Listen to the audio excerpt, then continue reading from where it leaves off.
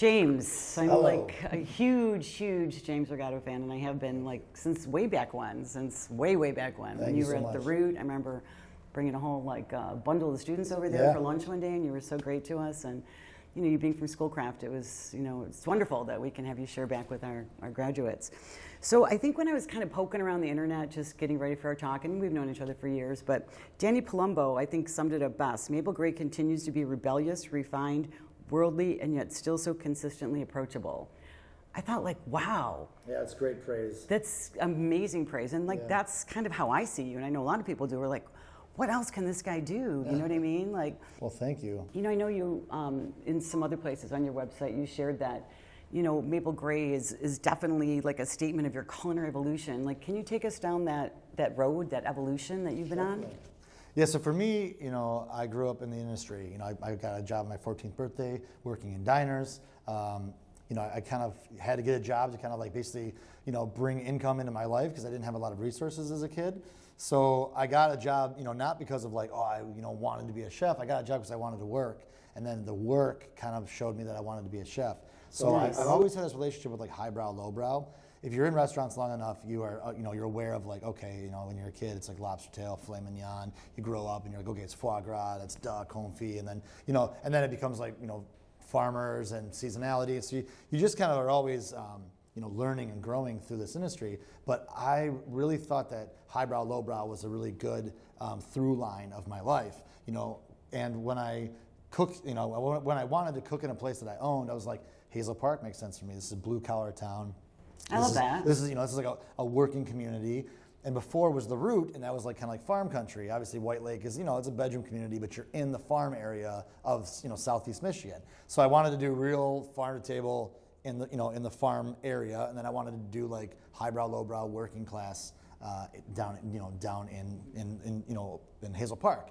And so, it's funny because I feel like if you're into food, if you're an international chef or you're in Michelin world, Mabel looks extremely approachable. I think if you're not, maybe if you're from the blue collar world, we look fancy. Plenty of people have said wow, this is the nicest restaurant I've ever eaten in, which is a lovely compliment. Sure. But I'm that's not really my goal. I don't want to be, high fine dining. I want to do great food and cook it with a lot of intention, but I also want it to be approachable, and I always want to have something that's we'll do for instance, we'll take a tater tot waffle with caviar and sauerkraut and creme fraiche, and it's a caviar course, but it's also a tater tot course. Right, I love that. Yeah, I kind of like to mess around and have that through line. This week is a normal week at Mabel, so we're changing a couple things on the menu. We have a buyout tonight, very high level event, and then next week is actually Burger Week, which is because we have this very popular burger. It kind of went viral and took over the restaurant, so we now have to allocate it to 1 week only. I love that. Otherwise, the whole evening gets hijacked if we have a burger on the menu. And then then August is Vegan Month, when we just crush produce. I know, I love that about August. Yeah. I know, I still think there's a few spots. I'm gonna try to get in. Please do, yeah. What's crazy is people are always why Vegan Month? And I'm well, if you look at August, right, historically, go pre-refrigeration, you're not gonna slaughter a hog in August, right? It's for one, it's probably not big enough. It's also spoilage and Sure. And the harvest is so strong. The world eats vegetables and fruit and grain and different things during the harvest, the summer. Correct. And so you're eating lighter, you're eating the fresher. celebration of summer. Yeah, you eat what's literally growing in the field. And then the fish swim deeper. It's harder to catch fish this time of year. You wouldn't slaughter an animal. So from a chef's perspective, August is a vegan. It's a vegan month. I love it. Yeah, I'm when people think that we're trying hard to push vegetables or make everything with tofu.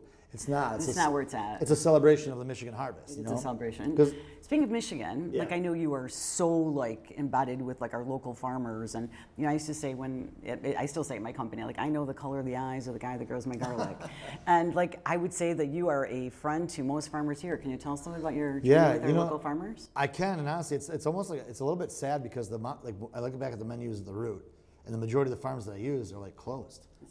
So it's a moving target because being a farmer in America is so challenging. I think people need to really understand that. I think right now the food scene we're really gravitating towards fun, flavors and trends and Instagram and TikTok, and I feel people don't include sourcing as much on menus anymore. 2008 post-recession, it was all about sourcing. Yeah. And now you can get away with murder. You don't need to put anything down. You can just say carrot. You don't even need to talk about it.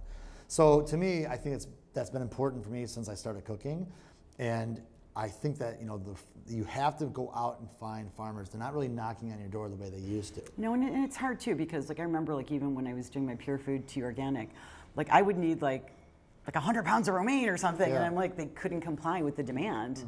But wherever I could, I would thoughtfully try to like plug them in, and I know you do the same. And there's a few of you guys out there, like I know Doug Hewitt's big on that. Oh, I mean, Andy's incredible. Andy's incredible. Andy at Selden. Selden. So to me, what I would recommend if a young chef was looking to start doing what we're doing, you have to go to markets, you have to ask around. Sure. Every chef that I know knows one or two farmers that I don't, and vice versa.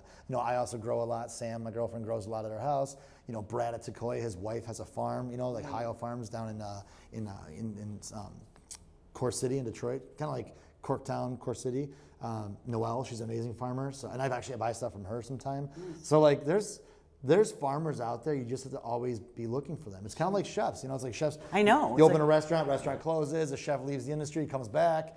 So farmers are they're the most important people in America, in the world. They're growing our food. It's so important. Couldn't be more important. And I do feel like lately, and I don't want to get political, but lately we're all starting to see more happening, like up the chain. Like, hey, let's change the standard food guidelines. Yeah. Like, I mean, all this is really important. Like, it's the most important thing we do is feed people. Like, food is medicine. It's so true. And as chefs, like, we're such a huge part of that. Like, what we model for people. And you're a teacher here, James. Like, I see you. Like, these people that work for you. Like, you're teaching them good, ethical ways to deal with food, where to get food, where to source food, and this is like what's going to keep people healthy for the next 100 years and beyond. Yeah, it's definitely the food system is broken in America, and it's getting worse every year. So our jobs are not just like, oh, here's my creative ideas. We're brokering what we believe to be clean, true, fresh, ethical cuisine. And so it's every year the farmer's job gets harder and our job gets harder, but the gratification is there, and I think that you see it in the guest experience when somebody eats something. They're like, "Wow,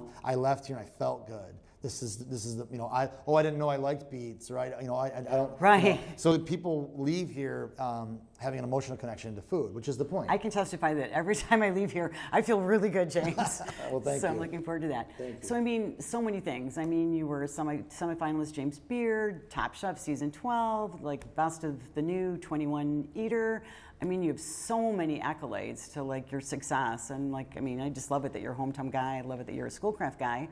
So tell me about your relationship with Schoolcraft and your journey, and like how that may have helped you or guided you somewhere along in your career. Yeah, I worked at a middle American steakhouse when I was a teenager in high school, and luckily two of the guys that were in the kitchen with me went to Schoolcraft. They were Schoolcraft students. I didn't know that. And I remember Ben Rohrabacher, he passed away, wonderful human, but he brought the French Laundry Cookbook in. I was like 16. I had no idea I don't even know if I knew what Napa Valley was. And they're like, this is Thomas Keller. They're opening the book, and the book's written like a novel, and here's the sourcing, and he's writing about his farmers. And so the French Laundry Cookbook was like a really profound change for me, because I was like, I feel like that was the first time I saw like the top of the mountain. You're hanging out in the foothills, and then all of a sudden you get a glimpse on a clear day. Ta-da! You get a glimpse of the top of the mountain. And you're like, whoa, that I can't get up there. That's sure. And I'm not comparing myself to Thomas Keller, but he's a leader in our industry, and that's like the north of the compass, at least especially in the year 2000 when I cracked this book open. He was in my top 10 list. Yeah, so playlist. Right. Yeah. So to me, I was like, okay, I gotta, and those guys were the best cooks in the kitchen, the Schoolcraft guys. So I was like, I need to look into this. I need to go to Schoolcraft.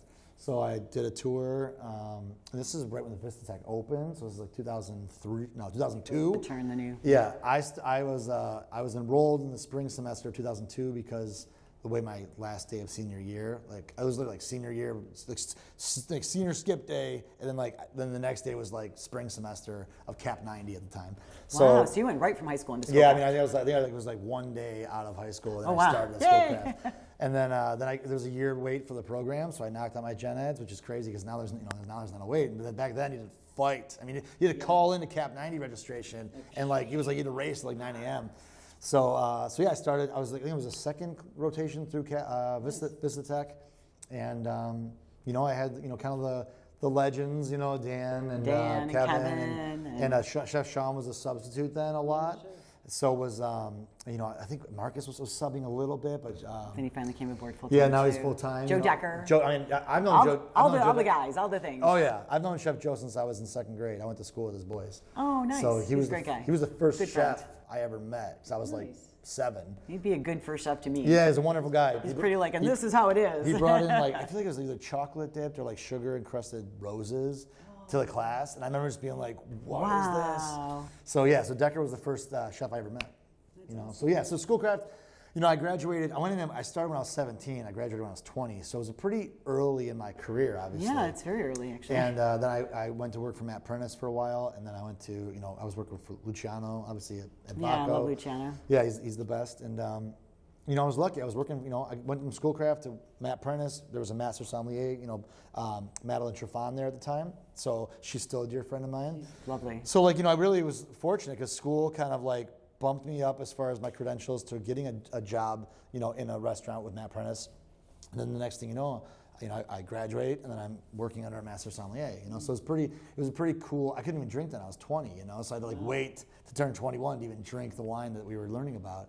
And Schoolcraft kind of helped elevate your journey to get into better houses or. Yeah, it definitely. It kind of just to me it showed me the framework.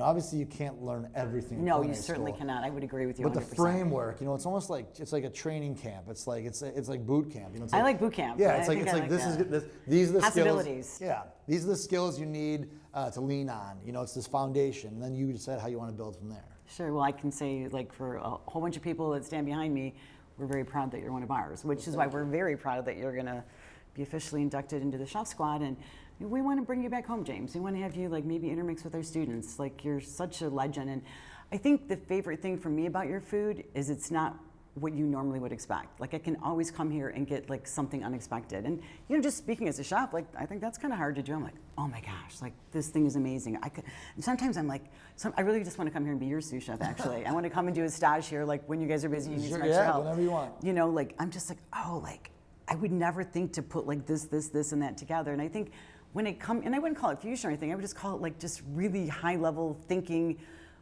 Focus of purpose, passion food. That's what I enjoy about your cooking. Appreciate that. I think a good example, to your point right now, I travel a lot, I get a lot of inspiration. I want to talk about the traveling. Yeah. So I go to Japan a lot and I go to Italy a lot. And it's funny because vongole, spaghetti and clams in Italy is one of my favorite things to eat in the world. And when you go there, you need the really fresh clams because when they burst open and release their nectar, it's so oceanic, it's so flavors of the sea. Obviously those are seas, not oceans, but same water, of course. So when you eat the fresh clam pasta, you taste the sea and you taste the clam, and you can't recreate that in Michigan. Yeah. And I also go to Japan and I love ramen. So Danny Palumbo, the gentleman you mentioned earlier, he's Italian American. He's obsessed with this clam pasta we make because I do a really robust broth. I kind of do a clam, white wine, fish sauce broth, saute the clams in garlic and chilies, and then we use this broth, and we do fresh linguine. So when you eat it, it tastes like an Italian, vongole, but it kind of behaves like a ramen because it's really brothy. I need a bowl of that. So to your point, I feel like nobody looks at that and says, "Oh, that's fusion." I don't even think of it as fusion. I don't either. But I think it's what you love about both. It's the vongole that you love in Italy, but done in the brothier version. So you end up eating it like ramen, and you're like, "Wait a second. Yeah, what just happened here?" Yeah. I just like the fact that you are not bound by anybody else's rules. And I think, and I don't want to say what your success is because if you could recreate this all over the world, the world would be a better place. Oh my gosh! Thank you. I think that's but so no, sweet. I just think that you're your own law, and I like that about your cooking. You're very different than most every other restaurant I've ever been to, and that's really exciting. So you mentioned on the travel, and I think that's a huge part of your success. And I know you're very philanthropic, James, and we do share a passion, and that passion is pups. Because I'm I am a fan of the Detroit Dog Rescue. I philanthropically am involved with a couple different dog rescues around town, but. Tell us about your love for animals and how you give back. You give back in many other places too. I know you do. No, honestly, for me, it's dogs. I feel like is kind of. Detroit has a tough history with dogs. There's a lot of strays. There's a lot of abuse. So this is a high need. There's a lot of needs all over, but that's kind of the lane that I connect with the most. I love dogs. I have Chandler in my rescue pit, and I have Lady May. I'm a big Doberman guy. And yes, I mean, just, we've done a lot of events with Detroit Dog Rescue, but there's a lot of great rescues. I mean, Rebel Dog, Rebel Dog, yeah. And there's, even the Humane Society down there, Dave Pepper. Yeah, he's a wonderful gentleman. I mean, to me, if you're, there's I think they're called like the Karens. They go around and they do outreach. So they're not trying to take dogs, they're trying to educate and give equipment. So if your dog's outdoor during the winter, they try to encourage you to bring them in and at least provide straw and a house. They're really educate. Yeah, and I privately do a lot of donations to groups like that. And then we, here we've done big fundraisers and stuff for DDR because they have a huge net. But yeah, I mean, to me, the DDR shelter that they've recently built, there's a big mural of my dog Otame, who I lost a couple years ago. Yeah. So yeah, they have a big wall. The kitchen is called like the Rigato kitchen where they make all the dog food. It's so sweet. Yeah. Next time you have a big fundraiser, you have to let me do something to help. No, please. Yeah, I'd love to. Cool. But yeah, to me, dogs are a soft spot. And well, gosh, you got a lot rolling over here, and I just want to thank you for taking the time with us today and just sharing like your journey and your passion and food is purpose. Yeah, it's true. And all those James idiots. I mean, it's amazing. And thank you for the opportunity. And yeah, I think I'm very fortunate to have gone to Schoolcraft so young. And I think that there's a lot of opportunity in this industry. And no one path is the only path. But I'm very fortunate to have gotten into Schoolcraft at the time that I did, and it was a formative time for me. Awesome. Thank you so much, Chef. Thank you.